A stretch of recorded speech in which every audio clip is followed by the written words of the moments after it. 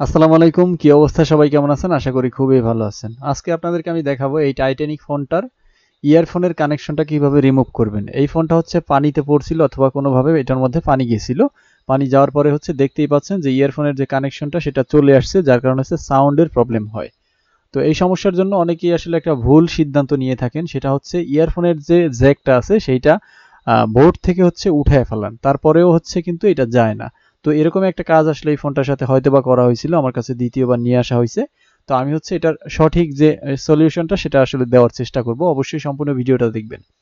মনে রাখবেন, যে কোনো চাইনিজ ফোনে যদি ইয়ারফোনের কানেকশন চলে আসে তাইলে হচ্ছে একদম খুব সুন্দর পদ্ধতি আমি দেখাই। ব্যাটারির যে তিনটা লাইন থাকে, প্লাস, মাইনাস এবং হচ্ছে মাঝখানে একটা লাইন থাকে, আপনি হচ্ছে প্লাস লাইনে একটা জাম্পার করবেন। প্রথম হচ্ছে একটা জাম্পার ওয়্যার নিয়ে শুধুমাত্র প্লাসের সাথে আপনি কানেক্ট করে দিবেন। এরপর হচ্ছে অপর পাশটাতে খুব সুন্দর করে জাম্পার করে নেবেন, সোল্ডারিং করে নেবেন। কিসের সাথে সেটা জাম্পার করবেন সেটা আমি দেখাইতেছি। ইয়ারফোনের কিন্তু মূলত 3 থেকে 4টা অথবা কিছু কিছু ফোনে 2টা লাইন থাকে। যেমন হচ্ছে ইয়ারফোনের জ্যাকটা যেই জায়গাতে লাগানো থাকে সেই জায়গায় কয়েকটা লাইন থাকে। এর মধ্যে একটা লাইন হচ্ছে কাজের, অর্থাৎ ইয়ারফোনের যে মানটা যেখানে পাওয়া যায়, আর বাকিগুলো হচ্ছে গ্রাউন্ড অথবা হচ্ছে শুধুমাত্র সেই জ্যাকটাকে ঝালাই দিয়ে রাখার জন্য। বাকিগুলো কোনো কাজের না। এবার আপনাকে খুঁজে বের করতে হবে 3টা বা 4টা লাইনের থেকে ইয়ারফোনের মূল মানটা কোন লাইনে আছে। যেইটাতে মূল মানটা থাকবে সেইটার সাথে ওই ব্যাটারির সাথে কানেক্ট করে দিবেন, জাস্ট জাম্পার করে। তাইলে হচ্ছে অটোমেটিক আপনার যে ইয়ারফোনের প্রবলেম ছিল সেটা চলে যাবে। দেখতেই পাচ্ছেন আমি শোন দিয়ে বা হচ্ছে টুইজার দিয়ে দেখাইতেছি যে আসলে কোনটার সাথে মূলত লাইনটা আছে।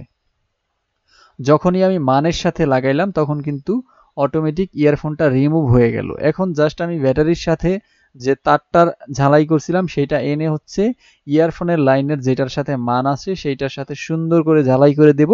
আমার কিন্তু সমাধানটা ইজিলি হয়ে গেছে। এখান থেকে আসলে ইয়ারফোনের যে কানেক্টর ছিল কিংবা হচ্ছে যে জ্যাকটা ছিল সেটা কিন্তু তোলার কোনো প্রয়োজন ছিল না। এটা কিন্তু আসলেই একটা ভুল পদ্ধতি ছিল, সুতরাং এইভাবে কাজ করা যাবে না। আজকে আমি যেভাবে কাজটা দেখাইছি ঠিক এইভাবেই কাজ করবেন। মনে রাখবেন, ব্যাটারি প্লাস লাইন এবং হচ্ছে ইয়ারফোনের মানের সাথে জাস্ট একটা ঝালাই করে দিবেন, এনাফ। আর কোনো সমস্যা নাই। এইভাবেই আসলে ইয়ারফোনের প্রবলেম সলভ করতে পারবেন। যদি ভিডিওটা ভালো লাগে তাহলে অবশ্যই চ্যানেলটিকে সাবস্ক্রাইব করে আমার পাশে থাকবেন।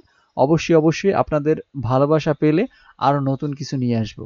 অবশ্যই ভালো থাকবেন, সুস্থ থাকবেন, চ্যানেলটিকে সাবস্ক্রাইব করে রাখবেন। আল্লাহ হাফিজ। আর বোনাস একটা কথা বলে রাখি, আমার এই চ্যানেলের মধ্যে কিন্তু নতুন নতুন গ্যাজেটের রিভিউ আসতেছে।